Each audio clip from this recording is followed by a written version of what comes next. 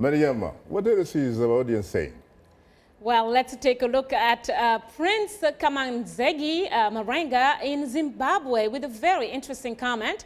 He says Africa's problems were diagnosed long ago by the likes of Malcolm X, Patrice Lumumba, Thomas Sankara, and Steve Biko. The solutions are at hand. Listen to Robert Mugabe, Thabo Mbeki, and read Frantz Fanon, Amilcar Cabral, and Chinua Achebe. Well, that's quite an interesting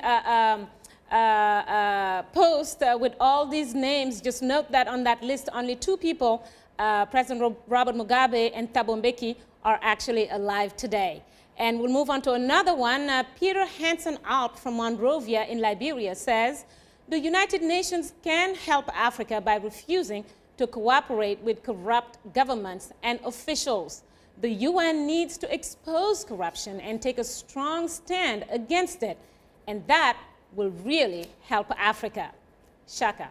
Well, Mariama, I could say that someone might in fact have added a great son of Africa via Senegal. Sheikh Anta Diop. The late Sheikh Anta Diop. And of course, you could even talk about Africa's father of cinema, Ousmane Sembène. Ousmane Sembène. Well, Shaka, thank you so much. Sheikh Anta Diop, Ousmane Sembène, and we have a lot more people that could be added on that list, absolutely. Thank you so much, Mariama, for bringing us this week's audience reaction. Well, Shaka, all the credit goes to all our viewers and listeners. And just a reminder, we would like to hear from you. So drop us a line at africatv@voanews.com. Once again, our email address is africatv@voanews.com. Or post your comment on our Facebook page. Just enter the keywords Straight Talk Africa. Be sure to visit us online at voaafrica.com, and you can join our YouTube channel. Just subscribe to VOA TV to Africa.